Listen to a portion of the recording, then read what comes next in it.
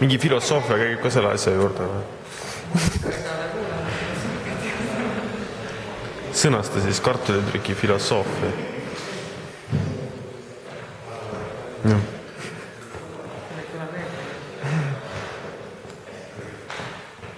Miks te seda tegite? Sina alustasid. Alustas tegime nalja, aga siis vaatasime, et tegelikult on päris tore, aga ei ole lihtsalt naljakas, vaid on nagu huvitav ka ja siis vaadisime mingi filosoofia ka juurde. Et põhiliselt see, et kõik on nagu tänapäeval nii digitaalseks muutunud, et enam nagu oma käega ei saagi ikka midagi teha. Et siis see nagu jälle mingisugune põhjus ja väljund midagi ise teha oma käega. Ka nendele meediakunstnikele ja traditsiooniliste kunstile ja hiljemeenatele, kes tegelikult ka enam oma käega ei tee midagi.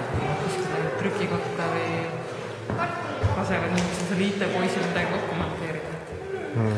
Kas see kogu aeg ühes samas kohas muidu või? Vald on jah sama olnud kogu aeg, aga nüüd on liikunud. Mis vallas see toimus? Jüri vald. Millest see liikumine sõltub siis? Oludest.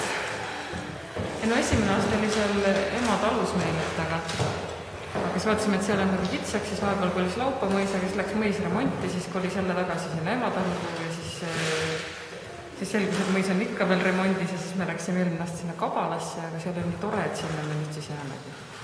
Võib-olla meil ilmunud ju ka. Teete edasi, jah? Jah. Ära ei tüdine.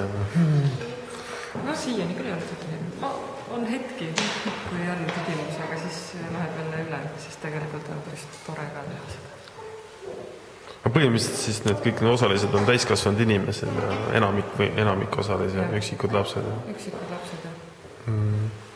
Oleme seda nagu ju levitanud ka seda ikka, et täiskasvanud võiksid tulla.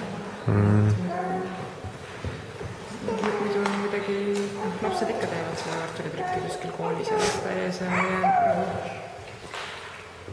täiskasvanute töid on mingis mõttes põnevam vaadata ka, et mille peale nad nagu tulevad ja kuidas nemad nagu lähenevad sellele ühtpidi nagu väga naivistlikule asjale. No jah. Et see ongi selline nagu võrdne stardipositsioon nagu kõikidele nagu 0-100 olenemata haridusest või elukutsest, et kõigi jaoks on see mingis mõttes lihtne, aga mingis mõttes nagu uus vahend või. No selles mõttes juba, et kui nende tähestiku lõikamise peale läheb, siis valdav osa täiskasvanud inimesi kirjutab kohe nagu oma nime niimoodi, et see trükkudes on täiesti pahupidi, et ei arvesta üldse sellega, et see läheb kuidagi peeglisse. Aga samas ka 3. kursuse graafikud tudengid teevad täpselt sama viga, nii et midagi. Väga huvitav tõesti.